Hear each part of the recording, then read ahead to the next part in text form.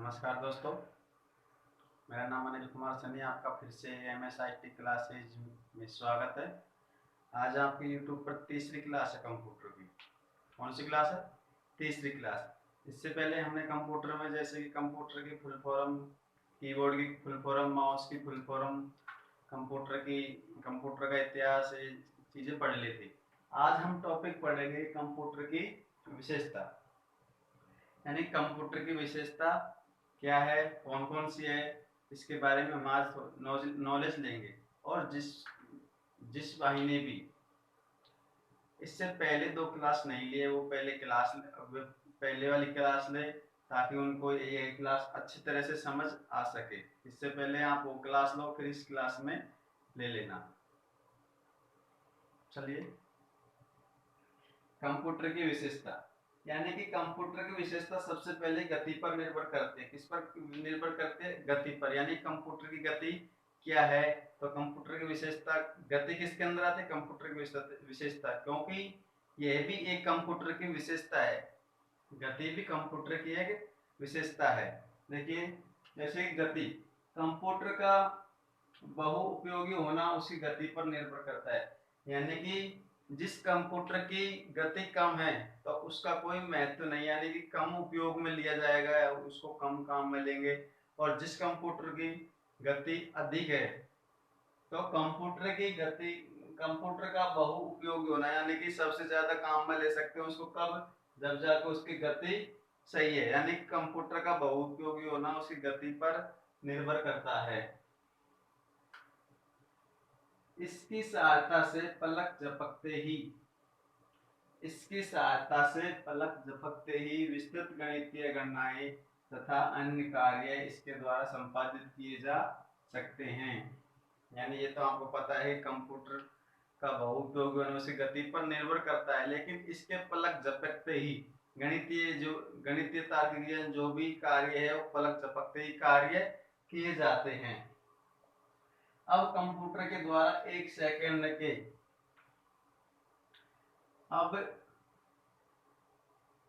अब कंप्यूटर के द्वारा एक सेकंड के 1,00,000वें इससे यानी कि माइक्रो सेकंड से भी अधिक गति से कार्य कर सकते हैं। यानी कि अब हम कंप्यूटर के अंदर कितनी तेजी से कार्य कर सकते हैं, तुम देखो, 1 मिनट, यानी कि 1 मिनट में कितनी सेकंड होती है? 60 सेकंड होती है। जबकि इसमें दे रखा है 60 सेकंड,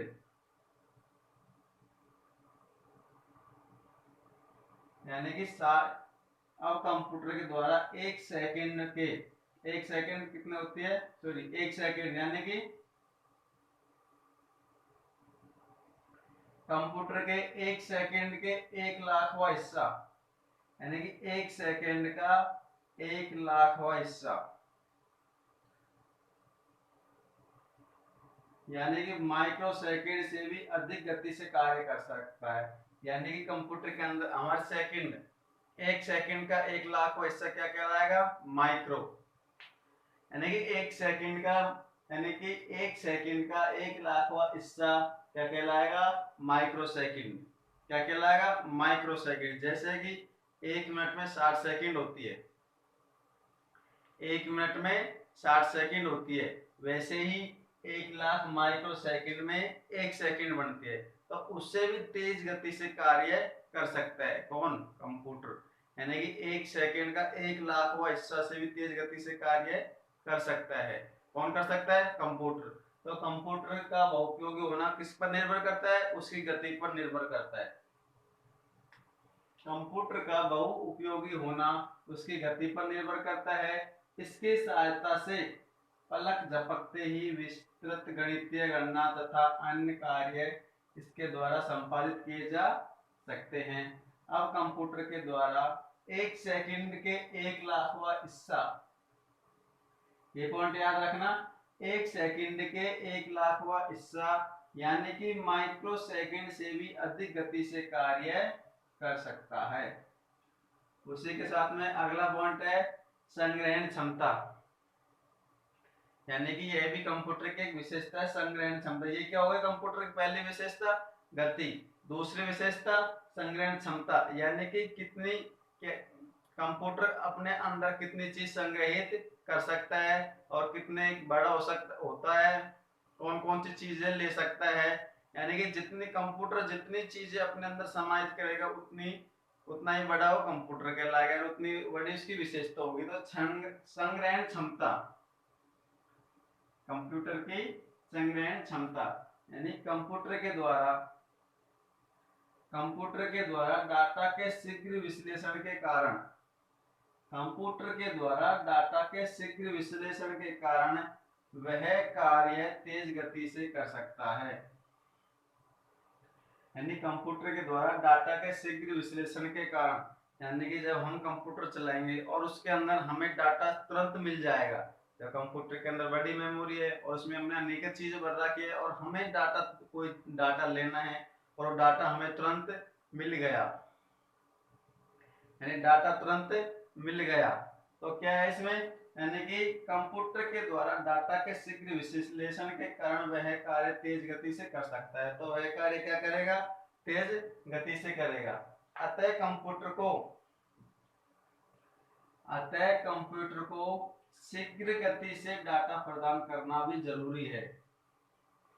यानी कि हम कोई कंप्यूटर चला रहे हैं और हमें कोई डाटा की जरूरत पड़ गई, हम कोई कंप्यूटर चला रहे हैं और हमें किसी डाटा की जरूरत पड़ जाती है, तो हम कंप्यूटर को शीघ्र गति से डाटा नहीं देंगे तो क्या करेगा, वो काम नहीं करेगा, वह ठाला बैठा रहेगा।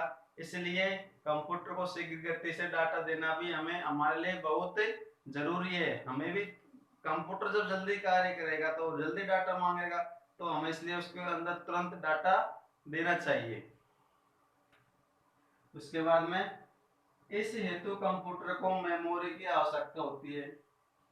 यानी कि जब हम कंप्यूटर के अंदर डाटा देंगे तो उसके लिए हमें क्या चाहिए, मेमोरी चाहिए। यानी कि आप थोड़ी देर के लिए मान लो फोन है, हमारा फोन का स्टोरेज फुल हो गया, हम फोन में काम कर रहे हैं, फोन का स्टोरेज फुल हो गया। अब जब फुल हो जाएगा तो हमें फोन हमारा खाली नहीं रहेगा, तो हम क्या करेंगे, उसमें हमारा फोन आगे काम नहीं करेगा तो फिर क्या, हम खाली रह जाएंगे। इसलिए हमें मेमोरी की आवश्यकता होती है। कंप्यूटर के अंदर हमें डाटा देने के लिए मेमोरी की आवश्यकता होती है, संग्रहित क्षमता होती है। जैसे कि फोन में अगर और मेमोरी होगी तो हम उसको तुरंत काम में ले सकते हैं, वैसे ही कंप्यूटर के अंदर मेमोरी की आवश्यकता होती है जिसमें डाटा संग्रहित किया जा सके, जिसमें हम क्या कर सकते हैं, हमारा डाटा एकत्रित कर सकते हैं, यानी संग्रहित कर सकते हैं। इस हेतु कंप्यूटर में दो प्रकार की मेमोरी होती है। तो इसके लिए कंप्यूटर के अंदर कितने प्रकार की मेमोरी होती है, दो प्रकार की, इंटरनल मेमोरी और प्राइमरी मेमोरी। यानी कि इसके लिए कंप्यूटर के अंदर कितने प्रकार की मेमोरी होती है, दो प्रकार की। अब आपके सामने एक सवाल बनता है, कंप्यूटर के अंदर मेमोरी कितने प्रकार की होती है, कितने प्रकार की होती है, दो प्रकार की। कौन कौन से, इंटरनल मेमोरी और प्राइमरी मेमोरी। अब इंटरनल मेमोरी के अंदर कौन कौन सी आती है, इंटरनल मेमोरी क्या है और प्राइमरी मेमोरी क्या है। यानी कि central processing memory, central processing का हिस्सा, यानी कि जो कंप्यूटर के अंदर प्रोसेसिंग होती है, जो सेंट्रल प्रोसेसिंग होती है अंदर, हम आगे चलकर ये चीज भी देखेंगे सेंट्रल प्रोसेसिंग क्या है। तो सेंट्रल प्रोसेसिंग जो होती है वह इंटरनल मेमोरी क्या होती है, उस कंप्यूटर का हिस्सा होती है, सेंट्रल प्रोसेसिंग का हिस्सा होती है। और प्राइमरी मेमोरी, द्वितीय मेमोरी, बाहरी मेमोरी कहलाती है। प्राइमरी मेमोरी कौन सी कहलाती है, द्वितीय मेमोरी, बाहरी मेमोरी, जो कंप्यूटर से बाहर हो। जैसे कंप्यूटर से बाहर कौन कौन सी होती है, पेन ड्राइव होती है, फ्लॉपी होती है, सीडी रोम होती है। इस तरह से कई प्रकार की मेमोरी होती है। जब हम मेमोरी पढ़ेंगे, यानी इंटरनल मेमोरी प्राइमरी मेमोरी के बाद बारे में अलग से पढ़ेंगे तो अलग से जानकारी लेंगे, प्राइमरी मेमोरी क्या है, इंटरनल मेमोरी क्या है, इस मेमोरी के अंदर कौन कौन सी मेमोरी आती है और मेमोरी क्या क्या कार्य करती है। तो आप जल्दी से आपको समझ में आ गया होगा ये मैटर। यानी कि गति क्या, कंप्यूटर की विशेषता, कंप्यूटर की विशेषता के अंदर पहला है गति, दूसरा है संग्रहण क्षमता। तो आपको और भी पॉइंट है बोर्ड पे इतने इसलिए मैंने ये लिखा दे, गति क्या है, संग्रहण क्षमता क्या है। गति को आपको मैंने बता दिया, कंप्यूटर का बहुउपयोगी होना उसकी गति पर निर्भर करता है। इसकी सहायता से पलक झपकते ही विस्तृत गणितीय गणनाएं तथा अन्य कार्य इसके द्वारा संपादित किए जा सकते हैं। अब कंप्यूटर के द्वारा एक सेकंड के 1,00,000वां हिस्से यानी कि माइक्रो सेकंड से भी अधिक गति से कार्य कर सकता है।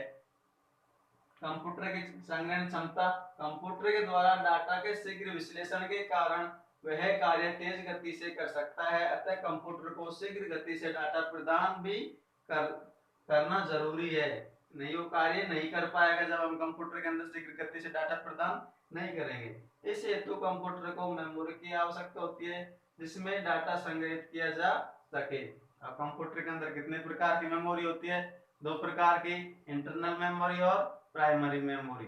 तो इसके बारे में हम पढ़ेंगे, तो आप सबसे पहले इसको उतार लीजिए या फिर इसकी शॉर्ट स्क्रीन ले लीजिए।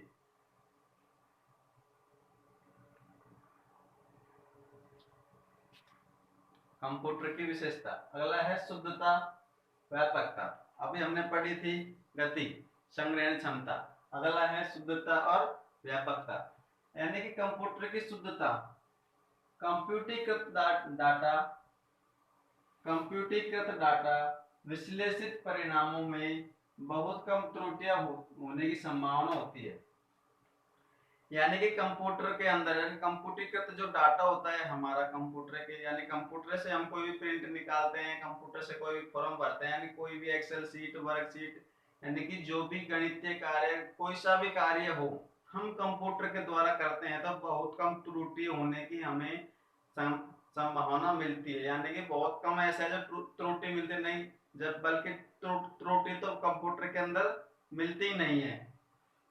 यानी कि कंप्यूटरीकृत डाटा विश्लेषित परिणामों में बहुत कम त्रुटियां होने की संभावना होती है, चूंकि कंप्यूटर हमेशा शुद्ध परिणाम प्रदान करता है। अब त्रुटि क्यों नहीं होती? क्योंकि कंप्यूटर हमेशा शुद्ध परिणाम प्राप्त करता है और कंप्यूटर ना किसी के साथ में भेदभाव करता है, नहीं करता। यानी कि ये नहीं करता है। 2 व्यक्ति है, इसके 50 रुपए जोड़े हैं और इसके 40 रुपए जोड़ दिए, यानी कि 50 प्लस, सॉरी, जैसे कि ये 25 प्लस 25, यहाँ पे भी 25 प्लस 25, तो यानी कि ये तो है ही नहीं कि इस व्यक्ति के इसने 50 जोड़ दिए और इस व्यक्ति के इसने 40 जोड़ दिए। कंप्यूटर ये कर सकता है? नहीं कर सकता, क्योंकि कंप्यूटर कभी किसी में भेदभाव नहीं कर सकता। यानी कि 25 प्लस 25 यहाँ 50 है, तो यहाँ भी वो 50 ही जोड़ेगा, इसलिए कंप्यूटर शुद्ध है बिल्कुल। कंप्यूटरीकृत डाटा विश्लेषित परिणामों में बहुत कम त्रुटियां होने की संभावना होती है, क्योंकि कंप्यूटर हमेशा शुद्ध परिणाम प्राप्त करता है। मानवीय गलतियों के चलते ही परिणाम गलत होते हैं। अब इसमें एक लाइन और दे दी, यानी मानवीय गलती, यानी कि मानव, यानी कि हम जो गलती करेंगे उसके अनुसार ही हमें गलत परिणाम मिल सकते हैं। जैसे कि किसी व्यक्ति को मैंने बताया कि यहाँ 50-50 है, 2 व्यक्ति को बराबर राशि देनी है, हमसे गलती हो गई, यहाँ पे 25 प्लस 20 कर दिया, यहाँ पे 25 प्लस 25 कर दिया, तो यहाँ पे क्या जोड़ेगा? फिर 45 जोड़ेगा। फिर हम कंप्यूटर को जिम्मेदार से ठहराएंगे? भाई यहाँ पे 25 प्लस 25 50 जोड़ दिया, यहाँ पे 25 प्लस 20 45 जोड़ दिया, तो गलती किसकी है इसमें? और हमें दोनों व्यक्तियों को समान रखना है, तो यानी कि ये चलिए कंप्यूटर 45 जोड़ेगा, यानी कि यहाँ पे 20 है तो 45 जोड़ेगा। अगर यहाँ 25 होता तो 50 कर देता, इसको कितने कर देता? 50 कर देता। तो मानवीय गलतियों के चलते ही कंप्यूटर गलत परिणाम देता है, नहीं कभी भी कंप्यूटर गलत परिणाम नहीं देता। कंप्यूटर शुद्ध है, ना किसी में भेदभाव करता है, हमेशा डाटा विश्लेषित परिणामों में बहुत कम त्रुटियां मिलती है, इसके अंदर हमेशा यह सही परिणाम देता है। लेकिन जब मनुष्य गलती करता है तो उसको गलत परिणाम मिलते हैं। व्यापकता, आज कंप्यूटर का उपयोग संसार में व्यापकता के साथ किया जा रहा है, यानी कि कंप्यूटर का उपयोग संसार में व्यापकता के साथ बहुत तेजी से किया जा रहा है। कंप्यूटर के द्वारा कार्यों का समाधान एक निश्चित क्रम में किया जाता है, यानी कंप्यूटरों के द्वारा कार्यों का समाधान एक निश्चित क्रम में किया जाता है, जिसके परिणाम स्वरूप प्रत्येक कार्य को निश्चित क्रम में कंप्यूटर द्वारा संचालित किया जाता है। गौर से देखो एक बार, यानी कि आज कंप्यूटर का उपयोग संसार में व्यापकता के साथ यानी संसार में बहुत तेजी से व्यापकता के साथ किया जा रहा है। कंप्यूटर के द्वारा कार्यों का संपादन कंप्यूटर के द्वारा कार्यों का संपादन एक निश्चित क्रम में किया जाता है, जिसके परिणाम स्वरूप प्रत्येक कार्य को निश्चित क्रम में कंप्यूटर द्वारा संचालित किया जाता है। यानी कंप्यूटर के द्वारा किसी भी कार्य को एक निश्चित क्रम में रखा गया है। यानी कंप्यूटर का जो भी कार्य का कहाँ रखा गया है, निश्चित क्रम में रखा गया है। जैसे कि कंप्यूटर इनपुट तथा आउटपुट डाटा इनपुट तथा आउटपुट। अब आपको पता है डाटा क्या है, डाटा तो आपको पता ही है, यानी कि किसी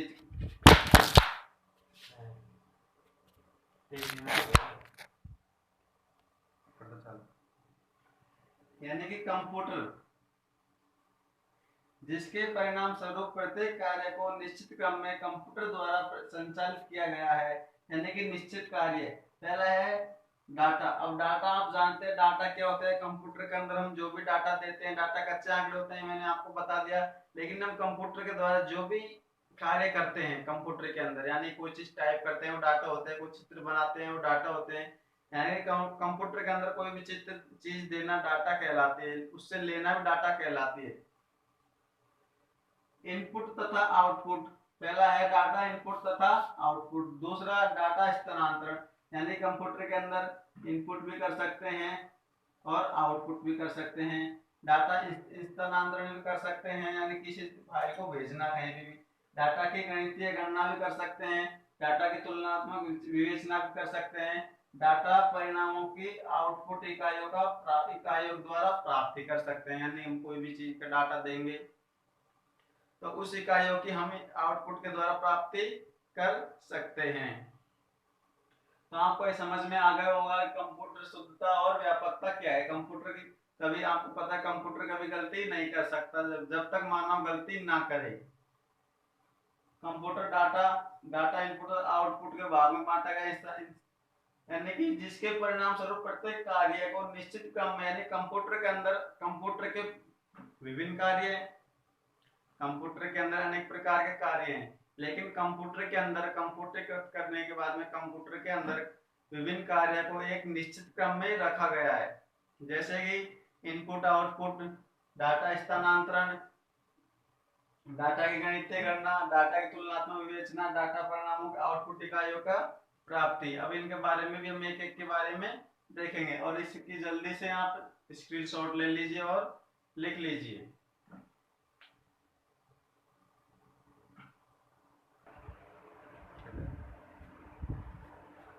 सक्षम 500 ऑप्शन है कंप्यूटर सक्षम। इससे पहले हमने 4 लिख लिया, अभी 5वां है सक्षमता, यानी कि कंप्यूटर हमारा कितना सक्षम है। कंप्यूटर हमारा कितना सक्षम है। कंप्यूटर एक इलेक्ट्रॉनिक मशीन उसमें होने के कारण